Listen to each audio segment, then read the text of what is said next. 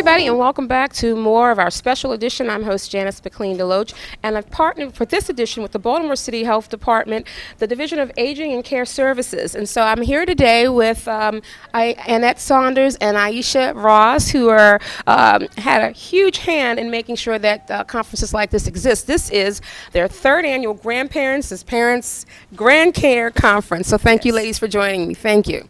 So would you tell me a little bit about how this conference came about, please?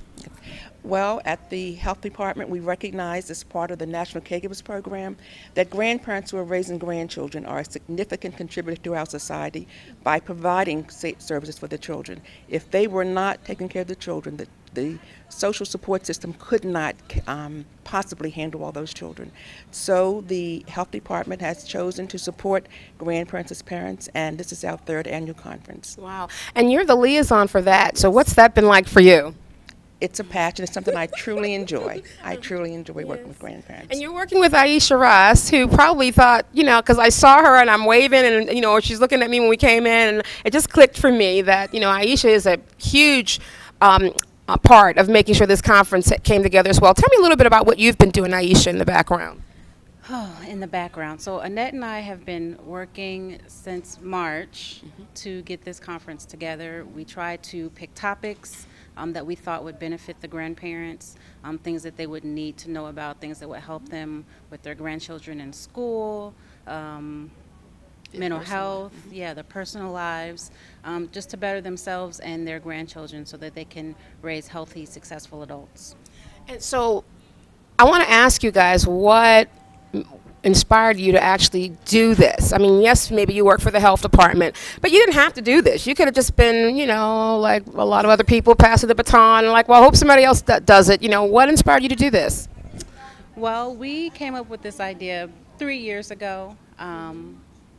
Grandparent Week it needs to be recognized, especially in Baltimore City. There are so many grandparents in this community that are taking care of their grandchildren.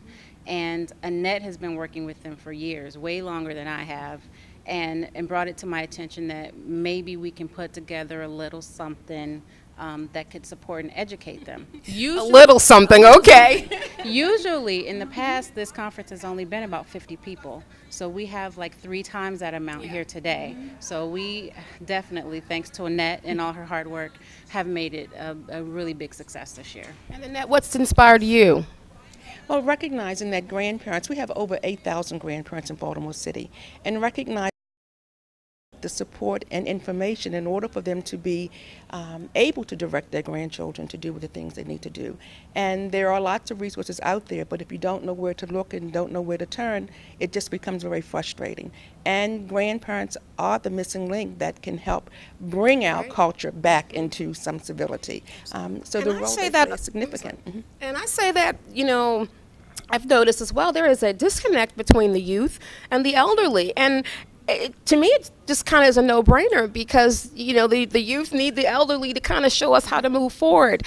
And I noticed that you had some really interesting topics. You have a panel that's going on right now on sex trafficking. That's right. Now, how'd that come about? Well, actually, that topic was brought to us by a fellow colleague because the relevance of, like she said, children disappearing and what's happening to them.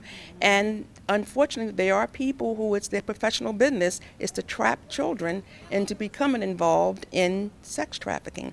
And that was one that I wasn't even really in tune on, but we were very fortunate it was brought to us. And it's a very significant issue. We find a lot of children missing. Why are they missing? Because they often are involved in sex trafficking. Wow, oh my goodness. And Aisha, what are your thoughts on that, if you don't mind? Well, like Annette said, it's becoming a big issue in Baltimore. I mean, we're right off of 95. There's the train, there's the airport.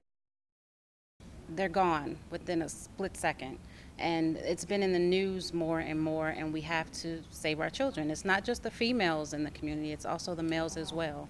So the pimps, they are doing everything that they can, any resource at the parks, and they know how to prey on these children. And this is, again, I thank you both so much for the work that you've done to bring this forward. And I hear the mayor's going to be here, and that's great because, it used to be a time when you could walk down the street and identify a pimp and knew that was a pimp.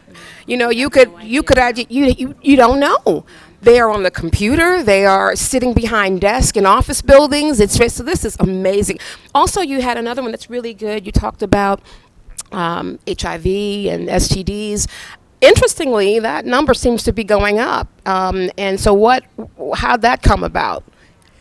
Well, again, it's bringing the grandparents together in an environment where they can get information that's relevant. In other words, they may hear things about it in passing, but giving them the information to understand how people are, why the numbers are raising, how it's being done very subtle and in their, I'm going to say in their innocence of not necessarily being aware of what's happening. At least they will be able to know what kind of questions to ask and what they can be aware of with their teenage grandchildren. And they also know who to ask, which way to go. Catch the red flags. They'll see things now that they may not have paid attention to that would cause awareness for them. And lastly, Senator Dolores G. Kelly. Wow, she was really a firecracker, wasn't she?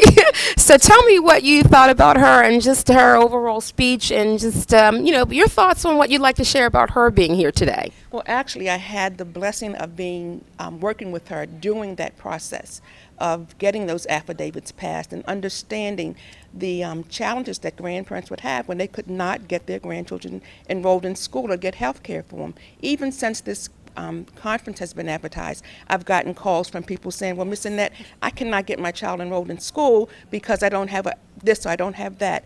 And not understanding the purpose of that affidavit is to say your child can be enrolled in school and all these issues can be addressed at an appropriate time, but we want to get the child in school. And for a person to have to get medical care for the child, well, there is an affidavit, but where is the affidavit? Why is nobody able to find it? Bring them to a place that can give them the information, where to get it and how to use it is what they really need, because basically the general public is not aware of it. Wow. Okay. Many people in our field are not aware of these things. We have people within our own department who are calling us, have you heard of this form? Do you know where to get this? And so luckily Annette has a nice group of colleagues she can call on to help us find things when we need it, because it's not always readily available, even to us. And sometimes half the battle is knowing. So I just want to thank you ladies both, Aisha Ross and Annette Saunders, for giving a voice to this conference and all your hard work behind the scenes. And I know that it is. I'm looking at the panels and the people, and I just want to say thank you, because my mom was sick and I was young and I was dealing with my mother and I was dealing with being a teenager. And I didn't have you. I didn't have Aisha Ross or Annette Saunders to go to. I made a lot of mistakes because I didn't know where to find the information. So I thank you. And I'm sure that people that will see this thank you for giving a voice. And you have beautiful eyes, by the way. All right, keep up the good work and stay tuned, guys. We'll be back with more from the 3rd Annual Grandparents as Caregivers Conference. We're at the Reginald Lewis Museum. We'll be back.